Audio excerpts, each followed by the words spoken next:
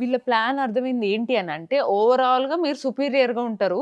ఆ! ఇక్కడ పోయిన జన్మల్లో మేము సుపీరియర్ గానే ఉండి చేసి చచ్చిపోయాము. అది ఇప్పుడు మళ్ళీ మేము కూడా సుపీరియరే. దేవుడికి సుపీరియరే. రూపమేమో. ఏదో నా కర్మలు కొన్ని బాలేక నేను పేద కుటుంబంలో పుట్టినా గానీ, నేను ఇంతకుముందు రాజుల కుటుంబంలో పుట్టిన వ్యక్తిని అని వీళ్ళు ఊహాజనిత ప్రపంచంలోకెళ్ళిపోతారు. అండ్ నెక్స్ట్ నేను సత్యయుగ, త్రేతాయుగాల్లోకెళ్తా. ద్వాపరయుగంలో గూడా నేను రాజ కుటుంబంలో వస్తాను.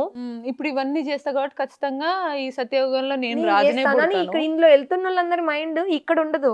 సత్య, త్రేత, ద్వాపర యుగాల్లో ఆ రాజులు అయినప్పుడు ఎట్లా అందులో ఎంత తిరుగుతా లేదన్నా ఉంటది. తెలియకుండా నేను ఆ ఇమాజినేషన్ అంటే ఇన్ఫ్లుయెన్స్ అవ్వలేదు. బట్ ఇమాజిన్ చేసుకుంటున్నా అక్కడ ఏవి లేకుండా ఎలా ఉంటాయి ఏంటి అని ఇమాజినేషన్ వచ్చింది. కంప్లీట్ గా చూడండి, ఊహాజనిత ప్రపంచంలోకి కంప్లీట్ గా వెళ్ళిపోతారు. అందులో అది వింటూ వింటూ వింటూ ఊహాజనిత ప్రపంచంలోకి వెళ్ళిపోయాక ఏమవుతుంది, ఆటోమేటిక్ గా ఈ ట్రాన్స్ అనేది సెల్ఫ్ ట్రాన్స్ అవుతుంది. అవును. అది ఎప్పుడు వస్తుంది అని ఇదేమో వెయిట్ వాళ్ళు చేస్తుంటారు. మనల్ని కోర్సు ద్వారా మ్యానిపులేట్ చేసి చేస్తుంది కదా.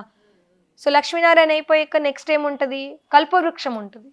కల్పవృక్షంలో ఎట్లా మ్యానిపులేట్ చేస్తారు మనల్ని, ఇవన్నీ ఒక్కొక్క స్టెప్ అన్నట్టు. మనం అందులో మొత్తము ఆ కూరుకుపోవడానికి ఇవన్నీ ఒక్కొక్క మెయిన్ స్టెప్స్ అన్నమాట. సో కల్పవృక్షంలో ఏం చేస్తారు వీళ్ళు, కల్పవృక్షం అంటే మనకు శాస్త్రంలో చెప్పబడింది కదా. సో కల్పవృక్షముని రకరకాల కొమ్మలుగా పెట్టి 10 రకాల కొమ్మలు పెట్టి 10 రకాల ధర్మాలను చూపిస్తారు. ఇప్పుడు ఏముంది బయట మనకు కనబడుతున్న ఏమేమి ఉన్నాయి, ముఖ్యంగా సత్యత్రేత వరకేమో సూర్యవంశ చంద్రవంశీయులు దేవీ దేవతలే ఉంటారంట. త్రేత అయిపోయాక ద్వాపరం స్టార్ట్ అయ్యాక ఇస్లాం ధర్మం వస్తుంది. అది వచ్చాక కొన్నేళ్లకు ఇస్లాం ధర్మం నుండి ముస్లిం ధర్మం అని వస్తుంది. మళ్ళీ దీని తర్వాత కొన్నేళ్ళకి ఏమొస్తుంది, క్రిస్టియానిటీ వస్తుంది. అండ్ వీళ్ళ ధర్మ గురువులు వస్తారు. వాళ్ళ తర్వాత మళ్ళీ బుద్ధుడు, మళ్ళీ వాళ్ళ తర్వాత జైనులు, వాళ్ళ తర్వాత ఇప్పుడు ఉన్న ఆర్య సమాజ్ ఏదైతే ఉందో, అసలు అది ఆర్య సమాజ్ విడిగా ధర్మం కాదు నిజానికి. వీళ్ళు ఈ కల్పవృక్షంలో ధర్మంగా చూపించారు. ఆర్య సమాజ్ అంటే ఋషి దయానందుడు మన సనాతన ధర్మంలో ఉన్న వేదంలో ఉన్న వాటిని ఈజీగా మనకు అర్థం చేయించడానికి ఒక పద్ధతిలో, వైదిక పద్ధతిలో కొన్నిటిని సమకూర్చారు. సో ఆర్య సమాజ్ అనే దాన్ని కూడా వేరే ధర్మంగా, వేరే మతంగా చూపించారు ఆ కల్పవృక్షంలో. ఓకే. అండ్ ఇందులోనే నెక్స్ట్ భగవంతుని నమ్మని వాళ్ళు ఉంటారు కదా, నాస్తికులు. వాళ్ళ ధర్మం కిందకి రారు, కానీ వాళ్ళని కూడా చూపించారనమాట. సో నాస్తికులు అంటే ఒకటే జన్మ తీసుకుంటారంట, చచ్చిపోతారంట వాళ్ళు. అందుకే భగవంతుడి గురించి వాళ్ళకి స్పృహ ఉండదంట. మిగిలిన వాళ్ళందరూ ఇంకొక జన్మ నుండి 84 జన్మల వరకు రకరకాలుగా తీసుకునే వాళ్ళు ఉంటారంట.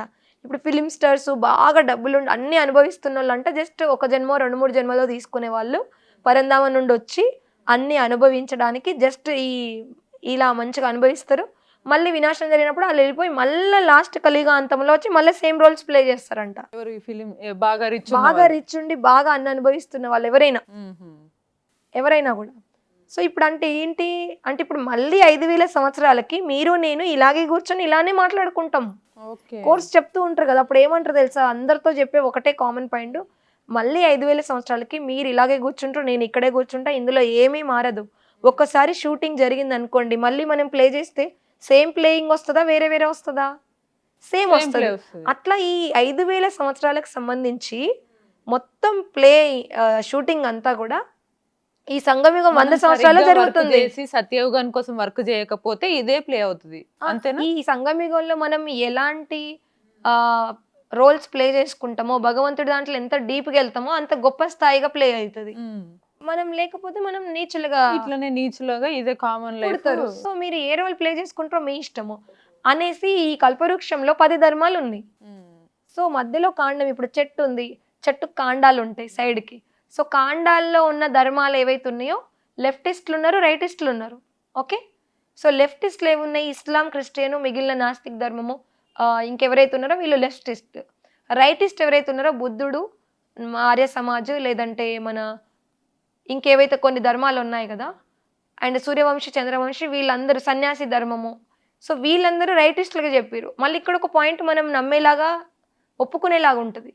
అంటే ఎప్పుడు కూడా భారతదేశానికి సపోర్ట్ చేసింది ఎవరు, సిక్కులు, బుద్ధులు, సన్యాసులు, ఆర్య సమాజ్, వీళ్ళందరూ భారతదేశాన్ని సనాతనంగా కాపాడడానికి సపోర్ట్ చేస్తారు. క్రిస్టియానిటీ, ముస్లిం, మిగిలిన నాస్తికులు వీళ్ళు ఎప్పుడు భారతదేశానికి సంబంధించిన దాంట్లో లెఫ్టిస్టులుగానే ఉన్నారు ఎప్పుడు అనేది చెప్తారు.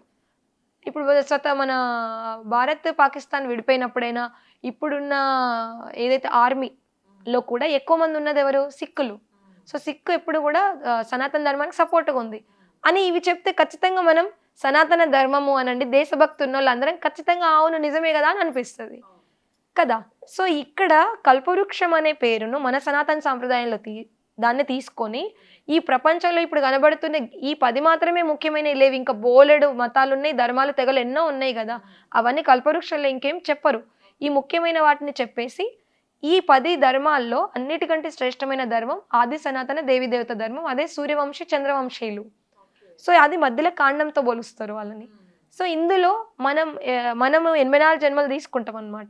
మొక్కలు అన్నట్టు ఇవన్నీ ఇవన్నీ శాఖలు, అంటే వీళ్ళందరూ తక్కువ జన్మలు తీసుకొని ఏదో చిన్న చిన్న పార్ట్స్ రోల్ చేసే వాళ్ళు, చెట్టు కొమ్మలు మిగిలిన జన్మల్లో చిన్న చిన్న పాత్రలు చేస్తారు, ఏదో చిన్న చిన్నగా ఉంటారు. మనము సత్యత్రేతాలో దేవుళ్ళం అవుతాం, ద్వాపరయుగం నుండి రాజులం అవుతాం, రాజ పరివారంలో పిల్లలం అవుతాం. మీరు భగవంతుడికి ఎంత దగ్గరగా కార్యం చేస్తే నెక్స్ట్ ఆయనే నెక్స్ట్ రాజులుగా అయినప్పుడు మీకు కొడుకుగా అతనే పుట్టొచ్చు, అతనికి మీరు తల్లిదండ్రులుగా పుట్టొచ్చు, తాతలకు పుడతారు, అన్న చెల్లెలకు పుట్టొచ్చు. అంటే ఎంత భగవంతుడికి దగ్గరగా మీరు అన్ని డీప్గా, అంటే మురళి అని ఏదైతే వీళ్ళు చెప్తారు కదా, ఈ మురళిలో ఏదైతే చెప్తారో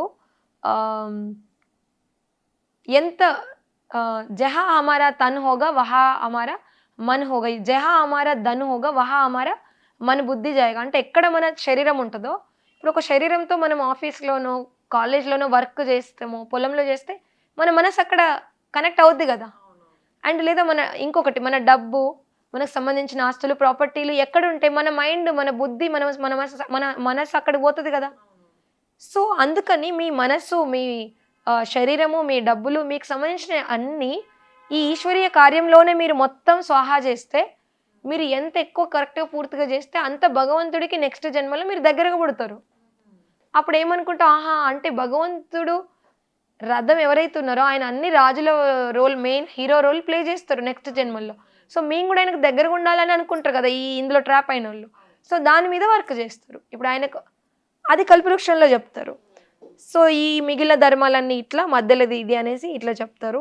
నెక్స్ట్ వచ్చేసి మెట్ల వరుసలో ఓన్లీ భారతీయులకు సంబంధించింది ఇది, మిగిలిన ధర్మాల వాళ్ళకి సంబంధించింది కాదు. సో భారతీయులు అందరూ కూడా ఎవరైతే ఉన్నారో సనాతన దేవత ధర్మం సంబంధించిన వాళ్ళు అనేసి దీనికంటే ముందు కల్పవృక్షంలో ఒక్కొక్క ధర్మం వాళ్ళ లక్షణాలు చెప్తారు. అంటే సూర్యవంశీయులు అంటే ఎప్పుడు వాళ్ళు ధర్మం గురించి పోరాడే వాళ్ళని, సిక్కులు అంటే దేశభక్తి ఉన్న వాళ్ళని, ఇట్లా ఇంకా ఇస్లాం క్రిస్టియన్ వాళ్ళ గురించి ఇంకొకలాగా నెగిటివ్గా చెప్తారు. ఇప్పుడు అవి మనం చెప్తే కాంట్రవర్సీ అయిపోవచ్చు. సో అది ఇంకొక సబ్జెక్ట్లో విడిగా చెప్దాము. సో వాళ్ళకి సంబంధించిన వాళ్ళు ఎవరైనా డిబేట్కి వస్తే అడుగుదాం వీటిని. డిబేట్కి ఎవరైనా బ్రహ్మకుమారీలు రావడానికి రెడీగా ఉంటే నేను రెడీ, మీరు రెడీనా సత్యం గురించి మాట్లాడడానికి. సో బ్రహ్మకుమారి సంస్థల నుండి ఎన్ని కుటుంబాలు బాగుపడ్డాయి అనేది మీరు చూపించండి, ఎన్ని కుటుంబాలు కుప్పగూలి కంప్లీట్ నాశనమైనాయో నేను చూపిస్తాను. సో సమాజానికి, మన దేశానికి, ఈ ప్రపంచానికి, విశ్వానికి ఈ బ్రహ్మకుమారి సంస్థ ద్వారా ఏం జరుగుతుంది అనేది నిజంగానే మాది తప్పైతే మేము మళ్ళీ తిరిగి బ్రహ్మకుమారులు అవుతాం. ముందు వాళ్ళు డిబేట్కి రావాలి కదా, ఎక్కడ డిబేట్కే రారు. ఎందుకు రారు అంటే వాళ్ళ అన్ని తప్పులు నిజాలు బయటపడతాయి కాబట్టి. ఆల్రెడీ కోర్టుల్లోనూ హైకోర్టులోనూ వీళ్ళ మీద కేసులు నడుస్తున్నాయి, వీళ్ళ సంస్థల మీద, వీళ్ళ హెడ్ ఆఫీసుల మీద ఆల్రెడీ కేసులు నడుస్తున్నాయి. ఇక్కడ కేసులు అన్నారు కాబట్టి, ఇందాక మీరు ఫిలిం సెలబ్రిటీస్ వీళ్ళు అన్నారు కాబట్టి వీళ్ళ గురించి ఒకటి కంప్లీట్ చేస్తాను. ఈ మెట్ల వరుస కంప్లీట్ అయిపోతే వీళ్ళకి సంబంధించిన ఇంకా సైడ్ స్టోరీస్ అన్ని చెప్తాను. ఈ మెట్ల వరుస అనే దాంట్లో ఏం చెప్తారు, భారతీయులు సనాతన దేవత ధర్మానికి సంబంధించిన వాళ్ళు వీళ్ళు మాత్రమే 84 జన్మలు పూర్తిగా తీసుకుంటారు, వీళ్ళు మాత్రమే సృష్టికి ఆది నుండి ఉన్నవాళ్ళు అనేసి చెప్పి, సో ఈ భారతీయులు అందరికంటే శ్రేష్టమైన వాళ్ళని చెప్పి మనల్ని ఆ రకంగా మ్యానిపులేట్ చేస్తారు. సో ఇట్లా 5 చిత్రాల కోర్సుతో రకరకాల వాళ్ళ మురళి అనే కాన్సెప్ట్ ఏదైతే ఉందో, అంటే మురళి మీన్స్ దాదా లేఖరాజు ద్వారా 1936లో అక్కడ కూడా దాదా లేఖరాజు ఓం మండలి అని స్టార్ట్ చేశాడు. అతను అందరూ ఓం అనే ధ్వని చేస్తూ ధ్యానంలోకి వెళ్ళిపోయి ఆ తర్వాత ఆయన రాసిన వాటన్నిటిని పాటిస్తూ అలా కూడా సింధ్ హైదరాబాద్లో 1936-37లో వీళ్ళ యొక్క గ్రూప్, వీళ్ళ యొక్క కల్ట్ అంటే తెలుసు కదా, అంటే గుడ్డిగా ఒకటి ఫాలో చేసుకోవడం. సో వీళ్ళ కల్ట్, వీళ్ళ గుంపు అక్కడ స్టార్ట్ అయింది.